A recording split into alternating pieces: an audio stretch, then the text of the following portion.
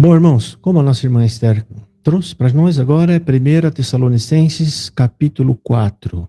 Nós vamos ler apenas esses 6 versículos, que é o 13, 14, 15, 16, o 17 e o 18, ok? Essa passagem bíblica, gente, é importante nós entendermos o que estava acontecendo naquela época para que a gente faça sentido e para que a gente consiga fazer aplicação nos dias de hoje. Por quê? Naquela época, irmãos, os discípulos estavam aguardando Jesus voltar. Eles achavam que Jesus ia voltar com eles ainda vivos. Eles achavam que era iminente a volta dele. Tipo assim, ele ia subir, ia preparar alguma coisa e logo já ia voltar. Mas de repente, falece um, falece outro e mais outro. E sabe o que aconteceu? Aquilo começou a bugar a cabeça deles e eles começaram a entrar em desespero. Porque eles ainda não tinham na cabeça a ideia fixa de que como pode uma pessoa de tanto tempo morta, enterrada, que já se desfez, como ela volta? Como ela vai voltar? E essa pregação, irmão, ela está atrelada à pregação do último culto. Qual foi a pregação do último culto?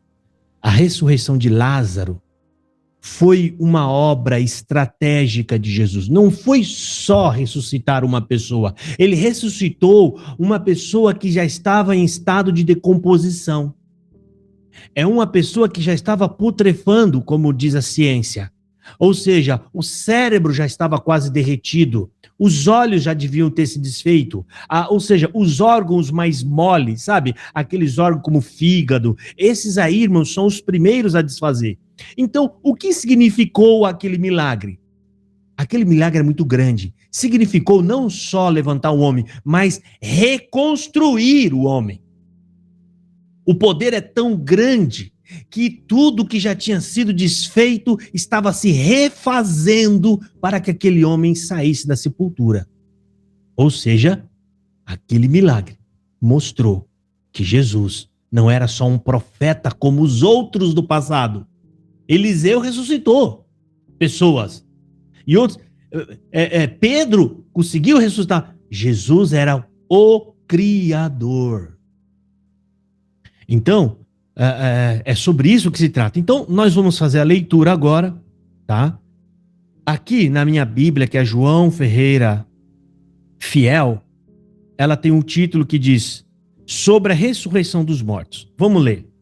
Não quero, porém, irmãos, que sejais ignorantes acerca dos que dormem, para que não vos entristeçais como os demais que não têm esperança. Porque se cremos que Jesus ressuscitou, assim também os que em Jesus dormem, Deus os tornará a trazer com ele. Dizemos, pois, isto pela palavra do Senhor, que nós, o que ficarmos vivos para a vinda do Senhor, não precederemos os que dormem. Porque o mesmo Senhor descerá do céu com alarido e com voz de arcanjo e com a trombeta de Deus, e os que morreram em Cristo ressuscitarão primeiro. Depois nós, os que ficarmos vivos, seremos arrebatados juntamente com ele nas nuvens, a encontrar o Senhor nos ares. Assim estaremos sempre com o Senhor. Portanto, consolai-vos uns aos outros com estas palavras. A gente nota que Paulo está tratando esse assunto para conter alguma preocupação. Consolar algumas pessoas acerca dos que já morreram. Né? Porque ele fala que eu não quero que você seja ignorante como aqueles que não têm esperança, ou seja, pessoa que não tem fé. O que acontece? Na cabeça dele, morreu, acabou. Eles não sabem o que vai acontecer. Vocês sabem. Por que estão com medo? Bom, imagina uma igreja, irmão. Uma igreja bem fervorosa, mas cheia de dúvidas e angustiada. Esse aqui é o retrato dos cristãos de Tessalônica, que acreditavam piamente numa volta repentina do nosso Senhor. Não, ele vai voltar, ele falou com os apóstolos e com João. Você lembra que ele falou, se eu quero que ele fique até que eu venha. Aí ele falou, ele está voltando.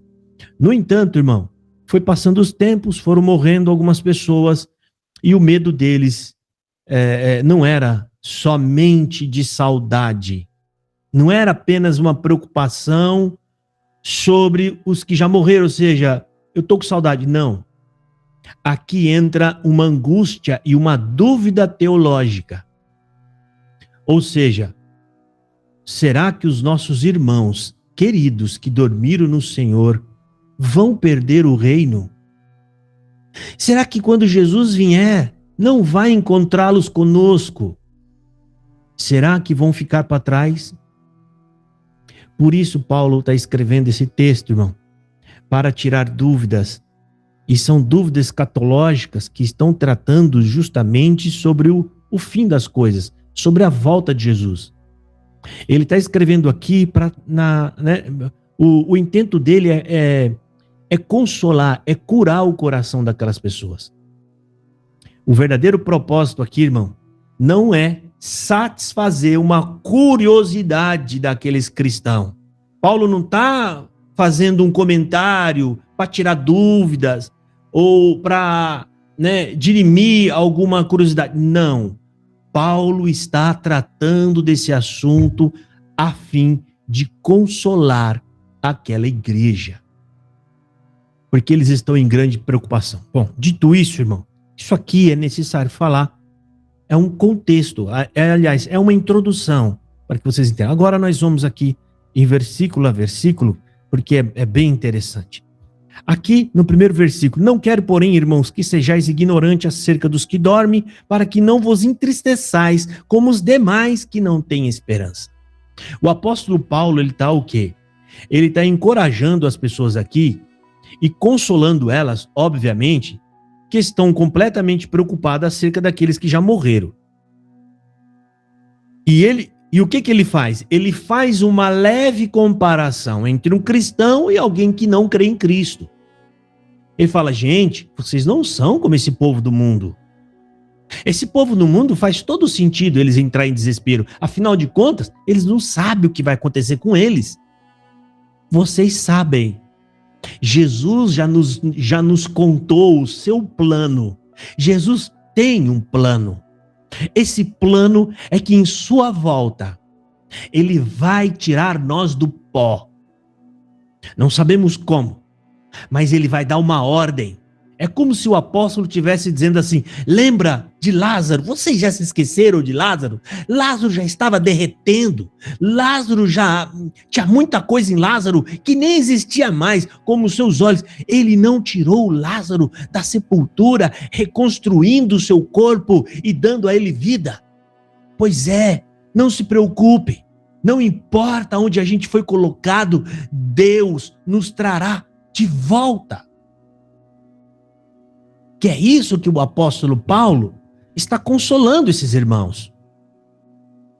E aí, no versículo 14, porque se cremos que Jesus morreu e ressuscitou, assim também aos que em Jesus dorme, Deus os tornará a trazer com ele.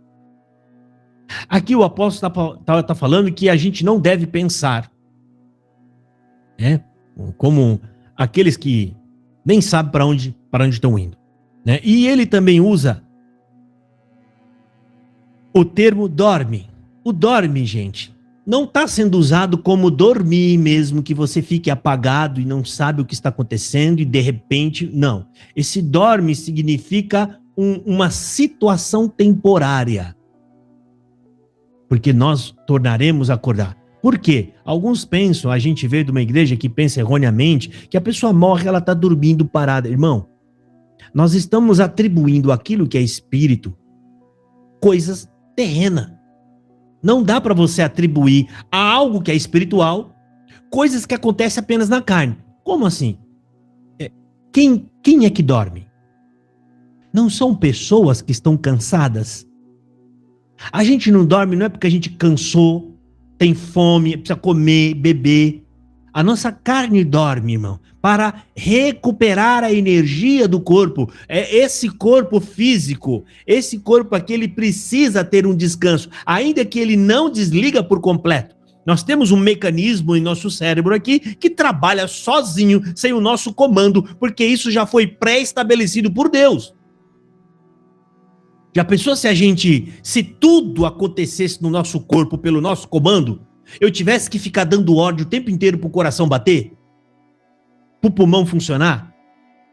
Quando eu fosse dormir, eu ia esquecer de mandar ele bater, ele ia parar de bater.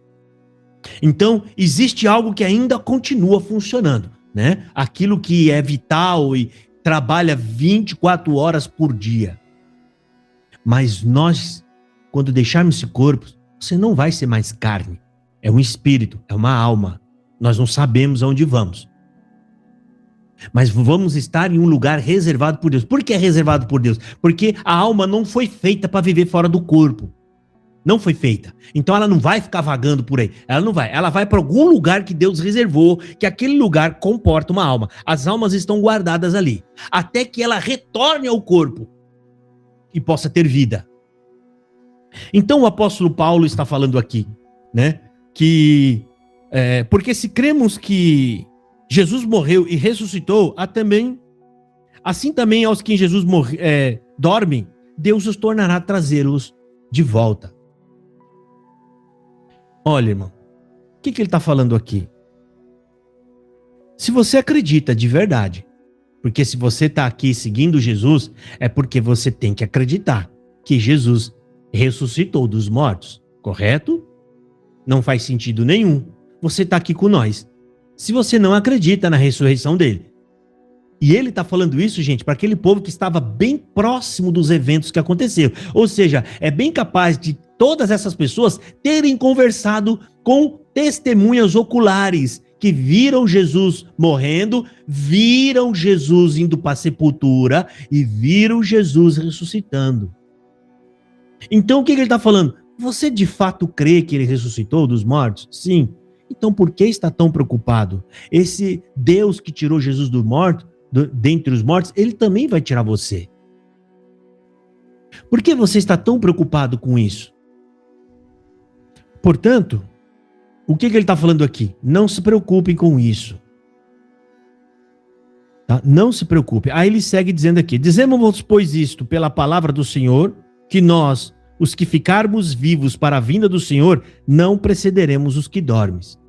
Aliás, irmão, voltando no versículo 14, que ele fala: porque se cremos que Jesus ressuscitou, que Jesus morreu e ressuscitou, assim também aos que em Jesus dormem, Deus os tornará a trazê-lo com ele.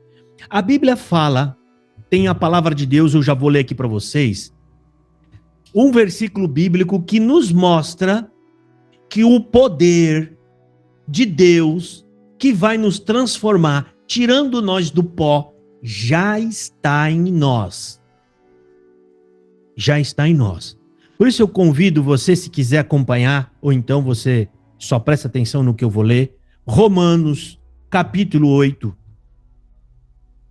versículo 11, que tem a ver com o que Paulo está falando agora, tá, irmão? Tem a ver. Ele está falando agora aqui, nesse versículo 14. Se nós cremos que Jesus ressuscitou dos mortos, assim também, aos que em Jesus dorme, Deus os tornará a trazê-lo.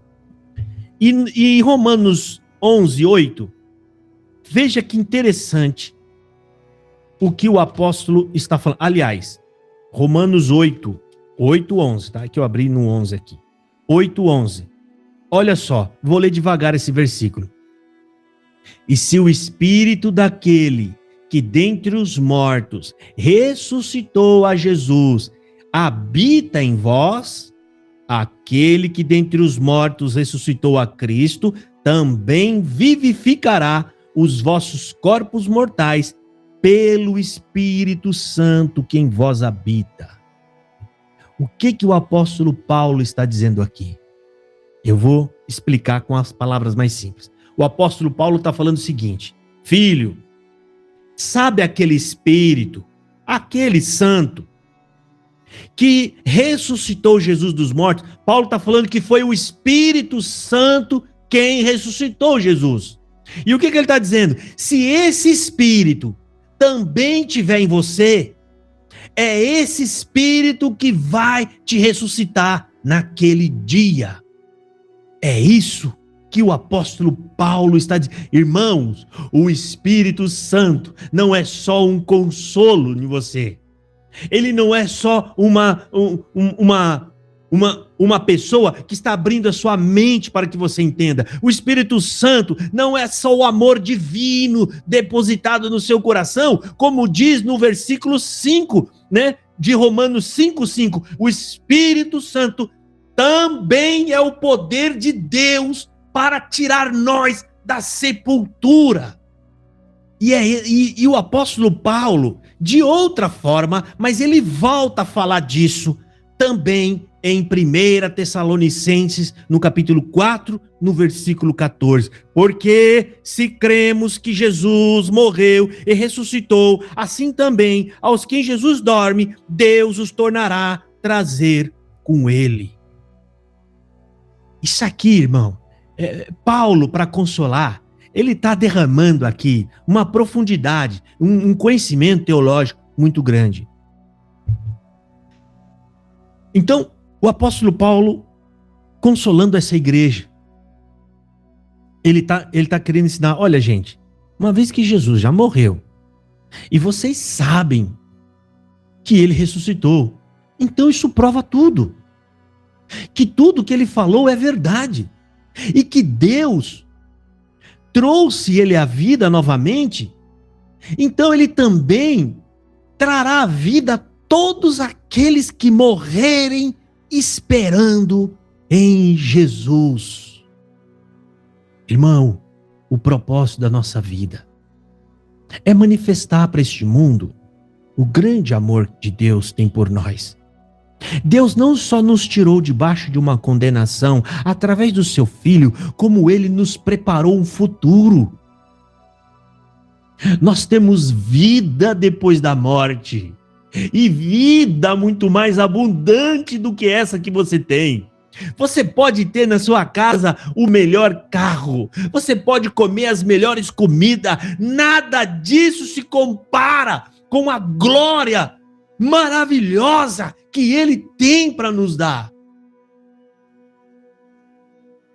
Pode deixar tudo para trás, irmão. Não que você vai largar. Eu falo no seu sentimento, no seu apego. Creia. Largue tudo isso para trás. Você não faz ideia do prazer e da glória e da alegria que existe lá com Deus. É maior do que qualquer coisa que você deixar para trás aqui. Então o apóstolo Paulo está transmitindo uma segurança e uma absoluta confiança ao coração desses irmãos, dizendo: não se preocupe com o futuro daqueles que morreram. Quando Jesus voltar, até nós os que estivermos vivos, vamos acordar junto com ele. O que ele fala aqui? Dizemos, pois, isso pela palavra do Senhor, que nós, os que ficarmos vivos para a vinda do Senhor, não precederemos os que dormem. Presta atenção no que o apóstolo Paulo está dizendo aqui. Dizemos-vos, pois, isto pela palavra do Senhor. 2 pontos. Depois desses 2 pontos, significa que ele vai estar reproduzindo uma fala que ouviu. Mas, detalhe, isso não está escrito em nenhum livro da lei. Ou seja, a Torá, nem na Taná, nem em outro lugar. Como assim? Depois do 2 pontos está escrito que nós, os que ficarmos vivos para a vinda do Senhor, não precederemos os que dormem. Então, o que isso significa? Significa que naqueles momentos em que Jesus apareceu para Paulo, que ele ficou por volta de 3 anos isolado, e ali ele relata que ele recebeu o evangelho diretamente do Senhor, e aqui Paulo parece que está soltando um pouquinho do que ele ouviu diretamente do Senhor. Paulo está querendo dizer o que agora para a igreja de Tessalônica? Irmãos, não fiquem tristes. Vocês acham que os irmãos que morreram ficarão para trás? Não. Eles não vão ficar para trás. Deus vai tirar eles da sepultura. E tem mais uma coisa: vocês acham que vocês serão arrebatados primeiro do que eles? De modo nenhum.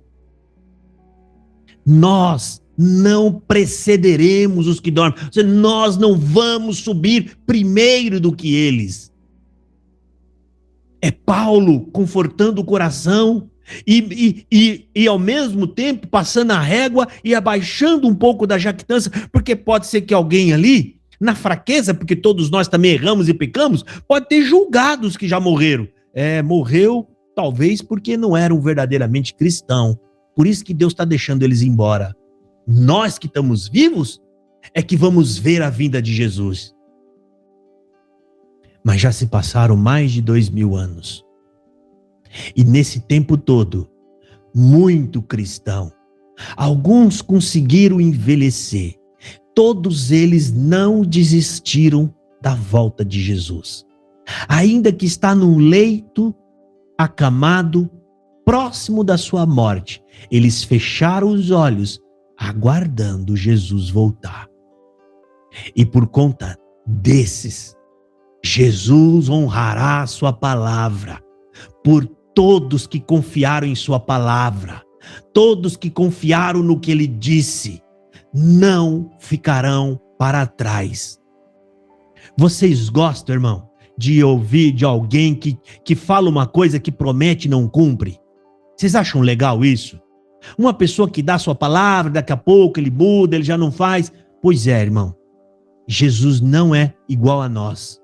Ele não mente, ele não usa de palavra lisonjeia. O que é palavra lisonjeia? É palavra só para dar uma enfeitada, né? Fala uma coisa que não é exatamente aquilo, só para dar uma valorizada no seu discurso. Não. Está escrito na palavra de Deus lá atrás que Deus não usa de lisonjeia. Ou seja, ele é o que é, ele fala o que tem que ser dito. Ele passa a informação correta, sem enganar, sem iludir ninguém. E essa epístola está sendo lida novamente para dizer à igreja: aperte o passo, fique firme, porque ele vem. E vai levar não o religioso, não o que tem o discurso bonito, que diz que é cristão, ele vai levar os que o amam. Porque essa palavra que Paulo está pregando aqui é para aqueles que verdadeiramente amam, porque quem ama de verdade, ele espera o tempo que for.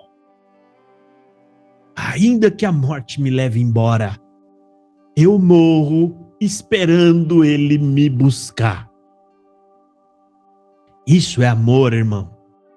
A parábola que tem lá das virgens, da lâmpada, aquilo não tem nada a ver com o nosso esforço, porque lá as 10 eram virgens, ou seja, as 10 seguiam os ensinamentos, mas só 5 permaneceu com a chama do amor acesa, viva, confiando que o meu Senhor vem, eu não desisto dele. É o amor. Portanto, aqui segue o Senhor. Dizemos, pois, isso pela palavra do Senhor, ou seja, dizemos, pois, pela palavra do Senhor, 2 pontos, e aí Paulo vai reproduzir o que ele ouviu do Senhor, que nós, o que ficarmos vivos para a vinda do Senhor, nós não precederemos os que dormem. Essa certeza que Paulo está falando aqui, ele está se referindo, como já falei, a alguma fala que Jesus já tinha feito e que não está registrada nos evangelhos. A gente não vai ver isso nos evangelhos. Mas, conforme João escreveu nos evangelhos, 21, capítulo 21, no versículo 25, o que João escreve lá no evangelho 21, 25? Só um segundinho, irmão. Há, porém, ainda muitas coisas que Jesus fez, E se cada uma das coisas fosse escrita, cuida que ainda o mundo todo poderia conter os livros que ele escreveu. O próprio apóstolo João está dizendo, tem muita coisa ainda que Jesus falou, ensinou, fez e não ficou registrado. E a prova disso é o que o apóstolo Paulo está fazendo aqui agora. Qualquer um de nós aqui, né, que estudamos e que aprendemos, graças a Deus, a gente entende. Quando está falando e dizemos, pois isso pela palavra do Senhor, 2 pontinhos, né? Esses 2 pontos agora vai descrever o que ele ouviu do Senhor. E aqui no versículo 16, ele está dizendo o seguinte, porque o mesmo Senhor descerá do céu com alarido e com voz de arcanjo e com a trombeta de Deus, e os que morreram em Cristo ressuscitarão primeiro. Olha só, o mesmo Senhor, porque o mesmo Senhor descerá do céu com alarido e com voz de arcanjo. O que ele está querendo dizer aqui, irmão? O mesmo Senhor. Aliás, né, vamos por partes aqui, né? Aqui ele está falando, os mortos ressuscitarão primeiro. Ou seja, o próprio Senhor Jesus, aqui está falando que ele vai dar a ordem, com uma voz forte, um alarido. Esse alarido aqui, irmãos, esse alarido eu pesquisei para saber o que significa, e na palavra do grego está querendo dizer queleuma. Queleuma refere-se a um grito de comando. Esse alarido é quando o general dá um grito de comando e aí os outros saem à batalha. Ou seja, nós seremos ressuscitados através de um grito de comando, um grito forte, e que provavelmente, aí já é uma conjectura minha, esse grito e esse comando está sendo dado ao Espírito Santo que em nós habita. Quando o Espírito que está em nós ouvir o comando, ele vai falar, chegou a hora. Aí vem o Rei da Glória e vai nos levantar da sepultura, todos restaurados, irmão, com a sua plena saúde. Detalhe, o pecado não vai se levantar com você. É esse momento em que Jesus nos tira da sepultura como a natureza do primeiro Adão, perfeito e sem pecado. Sabe o que isso quer dizer, irmão? Sabe o que isso significa? Você entende que toda desgraça que existe no mundo é proveniente do pecado? Então, quando eu entendo que toda desgraça no mundo é proveniente do pecado, eu também vou entender que todo o problema de saúde que nós temos é resultado do pecado. Então, se o meu corpo se levanta sem pecado, eu me levanto perfeito. Nós vamos ver a nossa irmã Loreta andar, que está aqui com nós hoje. Nós vamos ver outro irmão, nós temos outro irmão aqui, o Moacir. Ele vai caminhar com suas próprias pernas, saúde restaurada. Quanta gente que nunca viu nada na sua vida vai levantar da sepultura vendo o Rei da Glória. Nós vamos levantar perfeitos, perfeitos para a glória de Deus. Então aqui quando está dizendo que haverá um alarido, porque o mesmo Senhor descerá do céu com alarido e com voz de arcanjo e com a trombeta de Deus, e os que morreram em Cristo ressuscitarão primeiro. Então o apóstolo Paulo está reforçando aqui, para não se preocuparem com a volta de Jesus.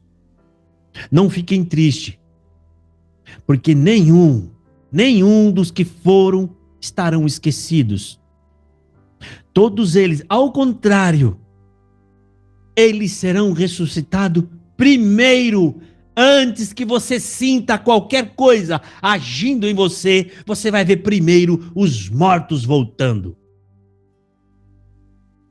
Ou seja, aqui está falando, e os que morreram em Cristo ressuscitarão primeiro. O apóstolo Paulo faz questão de fazer um apontamento, né? Tem um acréscimo de tempo, ou seja, primeiro. Porque tem algo que acontece segundo, ou seja, em segundo momento ou em segundo lugar. Então Paulo aqui, ele está dizendo que esses que vocês estão tão preocupados, são eles que vão levantar primeiro do que nós. Deus, o nosso Senhor, não vai deixar nenhum de nós para trás. Nenhum ficará esquecido. Deus é justo, irmão. Deus é justo, Deus é bom. Então, o que ele está querendo dizer aqui?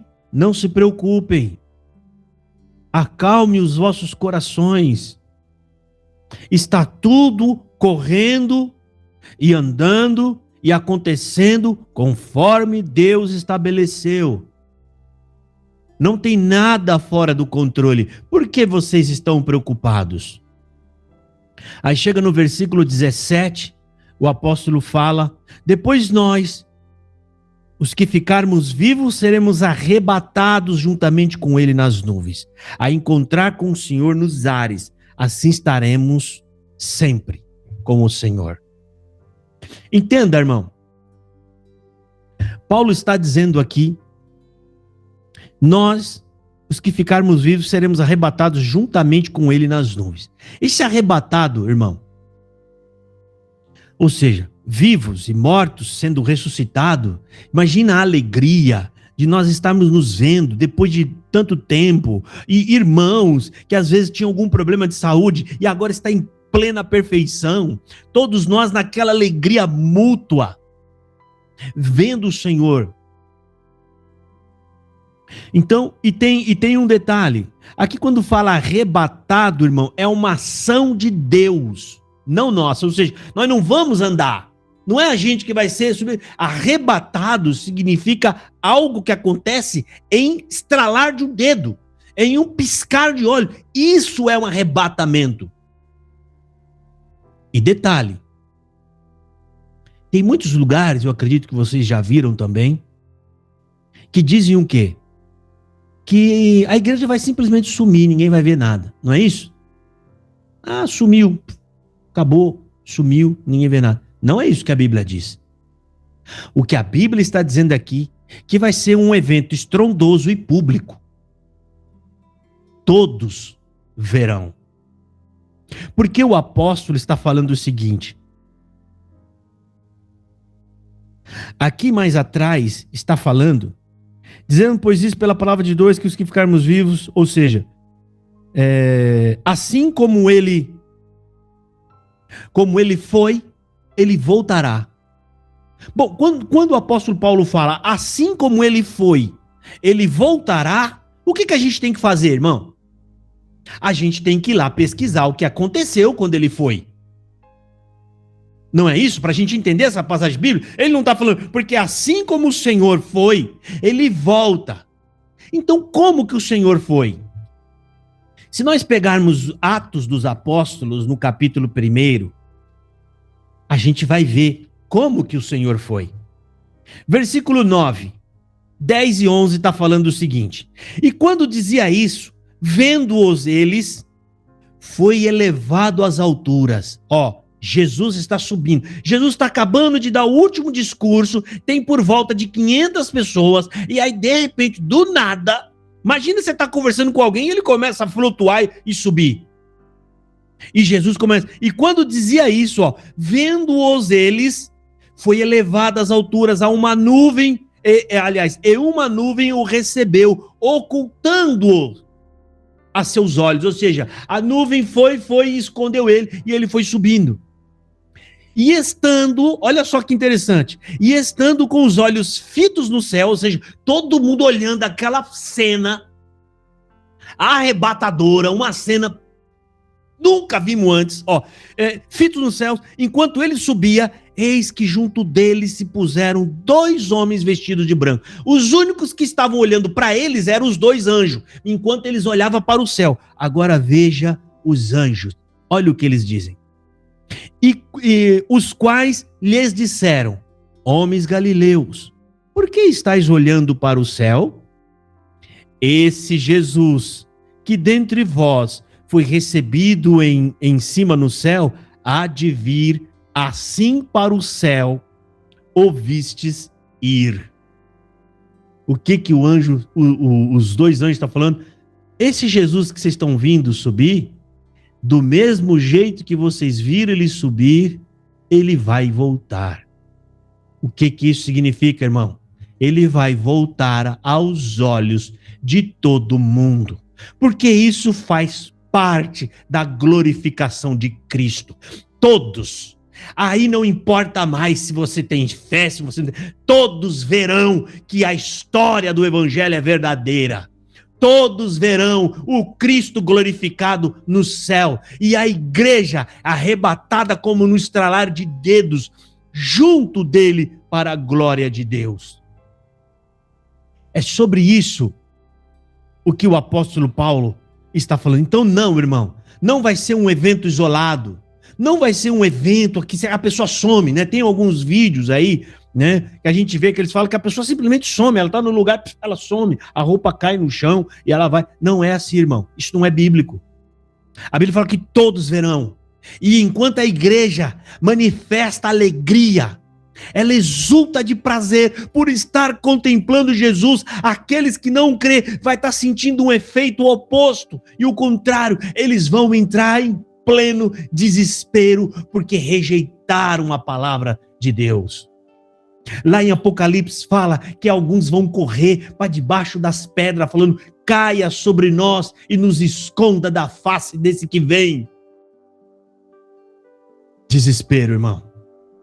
Porque aí eles verão que perseguiram, que falaram mal, que difamaram, que mentiram contra o evangelho. Não contra eu, nem contra você, porque nós merecemos toda a afronta que nos fazem. Somos pecadores, mas Jesus é santo. E essas pessoas darão conta de cada palavra ociosa que saíram das suas bocas, como diz isso na palavra de Deus. E no último versículo está dizendo o seguinte: portanto, consolai-vos uns aos outros com esta palavra.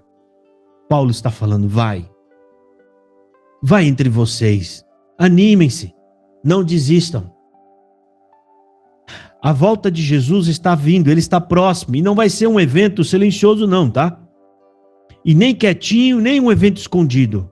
E se vocês acham que aqueles que morreram não vão ressuscitar, vocês estão enganados. Vão primeiro do que vocês. Porque a volta do Senhor será marcada por um alarido, uma voz de comando divina. Os anjos todos apostos em volta de Jesus, pronto para defendê-lo, porque Jesus não volta mais como um coitado. Jesus não volta mais com a cara de um homem pobre. Jesus não volta mais com o jeito de um homem simples. Ele volta como rei, coroado, cheio de glória. Não tem mais esse negócio de bater de um lado e vai dar o outro. Não, isso acabou.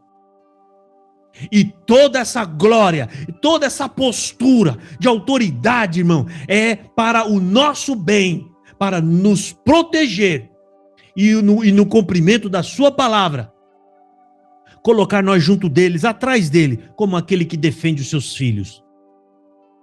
E naquele dia, a morte perderá a sua batalha. Acabou para ela. Ela não existirá mais, porque todos sairão da sepultura. Acabou para a morte. Cadê, ó morte, o seu aguilhão? Tragada foi a morte na vitória. Diz Paulo na epístola aos Coríntios. Os que morreram em Cristo levantarão primeiro, em um instante de segundo. Não sabemos como, mas eles estarão em pé, restaurado, melhor do que quando morreram. Melhor, saúde plena, cheio de vigor, o coração saltando de alegria e de entusiasmo para ver a Deus. Este encontro nos ares, irmão, não é uma despedida, é só o início de uma vida que nunca mais terá fim. Entenda uma coisa na pregação dessa palavra, irmão, não se apegue a nada dessa vida, nada do que você tem aqui pode se comparar com o prazer e a beleza que Deus vai nos dar em sua glória. Nem o melhor carro do mundo, dinheiro, nada disso, a vida talvez confortável que alguém possa ter, nada disso se compara com a glória tremenda que Deus nos dará. Não se apegue a isso. Jesus nos mostrou esse caminho quando Satanás ofereceu para ele todo o luxo, toda a glória desse mundo. Ele falou, não, você não tem ideia, né? De quem eu sou e do que eu tenho. Não, ou seja, eu não vou ter, eu tenho. Portanto, irmão, o apóstolo Paulo está consolando os discípulos. Não fiquem preocupados. Não entrem em desespero. Está tudo sob o controle de Deus. Deus estabeleceu tudo, o tempo, o controle, a hora, tudo pelo seu poder. E tudo vai acontecer no momento e no instante definido por Ele. Ele voltará, irmão, com a mesma glória que aquelas 500 pessoas viram Ele subir. Portanto, irmão, todos que estão aqui hoje ouvindo essa mensagem, fortaleça o seu coração. Fiquem firmes nessa graça que é Jesus Cristo. Exulte de alegria e de prazer, sabendo que a morte para nós é apenas um estágio temporário, ou seja, é apenas uma passagem. Para onde? Para onde verdadeiramente teremos vida. Quando a gente para de fazer o que a gente quer e faz o que Deus se agrada, a gente tenta se santificar para fazer aquilo que Deus agrada, você está enterrando sua vida, irmão. Você está crucificando sua vida e você está dizendo, nesse ato, que você está aguardando a vida que Deus tem para nos dar. Nenhum desses que entregar sua vida por amor a Jesus ficará envergonhado. Nenhum de nós, irmão. E eu sou o primeiro que está aqui, eu creio, Senhor. O meu coração não é melhor do que está cheio de pecado e cheio de desejos de pecado. O que gostaria o meu coração era ir pular carnaval, era estar nos estádios de futebol, era estar bebendo, fumando, era para estar fazendo todas as coisas que o mundo oferece. Mas não, a cada rejeição sua, a cada momento em que você segura o desejo, você está dando um passo para a glória de Deus, você está trocando esta vida pela vida que Deus tem para nos dar. E nós cremos, Senhor, nós estamos entregando nossa vida todos os dias, Senhor. E ainda que passe 10 anos, 20 anos, 30 anos, ainda que eu esteja encurvado demais para olhar para cima, cansado, Senhor, e velho, eu estarei aguardando a volta do meu Jesus. Ainda que eu desça à sepultura, eu desço na esperança da vida eterna, porque não confio nas minhas obras, eu não confio no meu coração pecador, o meu coração que é o mundo, Senhor, mas eu te amo, o meu entendimento que aprendeu com a sua palavra, ele quer a vida, mas o meu coração que está controlado pelo mundo, ele quer o mundo, e eu vivo dia após dia, debaixo dessa guerra dentro de mim. Mas eu vou brigar e vou lutar até o último dia da minha vida, porque eu amo o meu Senhor Jesus. O nosso propósito, irmão, eu falo de mim, Quando nós lemos a palavra e vemos aquele homem tão maravilhoso que socorreu uma mulher que ia morrer apedrejada, que curou o cego, que fez um discurso maravilhoso em favor daqueles que eram aflitos e perseguidos. Eu quero ver esse homem. E eu sei que ele está vivo. E eu quero encontrá-lo e falar: obrigado, Senhor. Obrigado, Senhor, por ter me tirado daquele mundo cheio de dor e de pecado. Obrigado, Senhor. E essa mensagem, irmão, para a igreja de hoje, né? Hoje não vai ter aqui uma pregação animando você a viver. Não. E também não está sendo pregado que você deva desistir da sua vida. Não, irmão. Você precisa estudar, você precisa trabalhar, você precisa buscar o melhor que você pode para a sua vida. Mas a palavra nos exorta a não fazer disso a prioridade da sua vida. Não faça disso. Não faça a prioridade da sua vida a juntar dinheiro no banco. Não faça da prioridade da sua vida em ter tudo do bom e do melhor. Isso é bom, mas não pode ser a prioridade. A prioridade é viver para Deus. Viver dentro do seu propósito. Entregando minha vida. Buscando uma vida pia. Para que eu possa sentir alegria com a sua volta. Essa é a mensagem da palavra de Deus para hoje, irmão. E eu peço que todos aqui fechem os olhos. Então vamos orar, irmãos. Eu vou fazer a oração. Oremos em nome de Jesus. Amém. Amado Deus, eterno Pai, diante de sua presença, a sua igreja agora, Senhor, está encerrando este culto, depois de ouvir sua mensagem, Senhor. Esta mensagem que vem nos lembrar, Senhor, e nos animar que a volta de Jesus está perto, Senhor. Ainda que passe os nossos dias de vida, ainda que a gente se canse, se encurve de velhice e chega à sepultura, uma coisa nós cremos, ó Pai, no poder do Teu Filho, que quando Ele vier, vai nos ressuscitar. Sim, Senhor. Ó Deus bendito, nós te damos graça por essa mensagem, Senhor. A mensagem, Pai amado, para nos animar, nos fortificar, ó Deus bendito. Abençoa-nos, Senhor. Permita que ela possa ser colocada e gravada no nosso coração. Nos ajude a refletir sobre ela e para que ela possa gerar em nós frutos, ó Pai, para a sua glória, acrescentando entendimento e fazendo que nós cresçamos em graça, Senhor. Ó Deus, queremos pedir por todos esses pedidos de oração que chegou à sua igreja no dia de hoje. Toma nas suas mãos, age conforme a sua bondade e a sua misericórdia, Senhor. Não estamos aqui para buscar nada, mas é certo que carecemos da sua misericórdia nessa terra cheia de pecado, e por conta dos nossos pecados, ó Pai, somos agora atribulados, somos acometidos de enfermidades e de tantas coisas, Pai amado, que gera em nós aflição e tristeza. Nos socorre, Senhor, tenha piedade e compaixão. Assim, querido Deus, nós te pedimos e agradecemos pela sua mensagem, a mensagem do seu apóstolo, Senhor, o apóstolo Paulo, que deixou registrado esta mensagem escrita com tanta profundidade e sabedoria, Senhor. Graças te damos por tudo, em nome do Senhor Jesus. Amém. Amém. Amém. Amém. Amém. Amém. Bom, irmãos, vamos encerrar o culto, tá?